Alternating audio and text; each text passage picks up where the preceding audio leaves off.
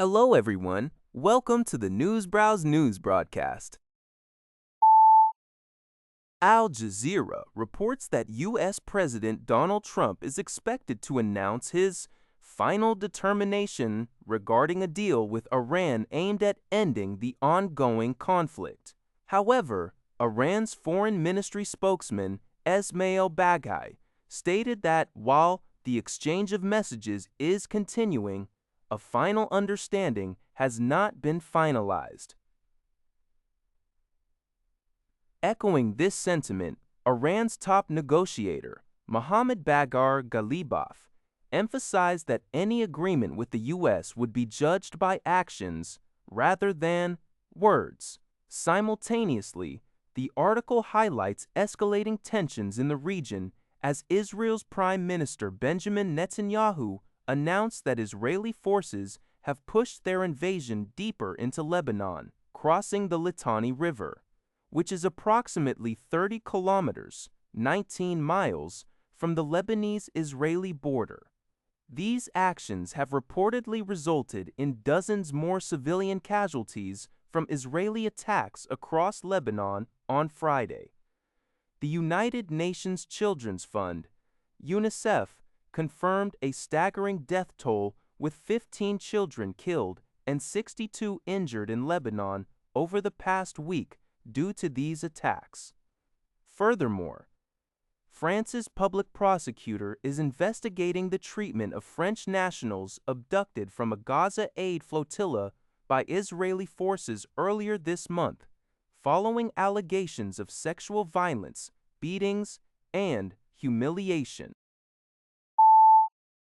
Thai Sounds reports that U.S. President Donald Trump has temporarily put on hold his plans to hold a telephone conversation with Taiwan President Ching-te to discuss arms sales. This development, according to CBS on Friday, May 29th, is attributed to the ongoing active arrangements for Chinese President Xi Jinping's return visit to the United States this fall. The White House had previously announced that Trump requested Xi to visit on September 24th, although Beijing has not yet confirmed this date. Taiwan's representative office in the U.S. has responded to CBS, stating that they are still awaiting notification from the U.S. side regarding the Trump-Lai call arrangements. Over the past 2 weeks, President Trump had twice publicly mentioned his intention to speak with President Lai first aboard Air Force One after his China visit, where he indicated discussing Taiwan and arms sales with Xi, and later in a media interview where he reiterated his intent to talk to Lai and use arms sales as leverage in negotiations with China. A direct conversation between a sitting U.S. president and a Taiwanese leader would be a significant event. As such, direct dialogue has been rare since the U.S. severed diplomatic ties with the Republic of China. According to Thai Sounds, U.S. Defense Secretary Pete Hegseth is set to deliver a speech at the Shangri-La Dialogue in Singapore, drawing significant attention from China.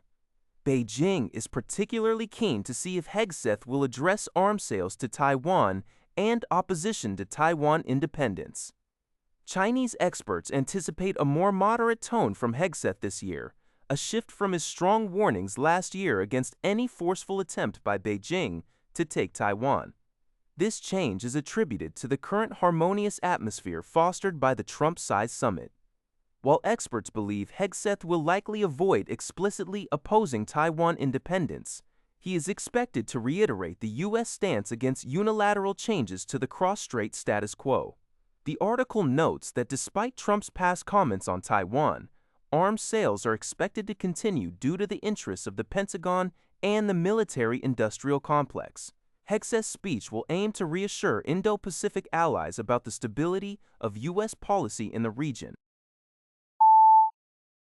According to SinuaNet, the U.S. military has announced that it conducted a strike on a vessel located in the Eastern Pacific. This operation reportedly resulted in the deaths of 3 individuals. Further details regarding the incident, including the identity of the vessel, the circumstances of the strike, or the nationalities of the deceased, were not immediately provided in this flash news alert.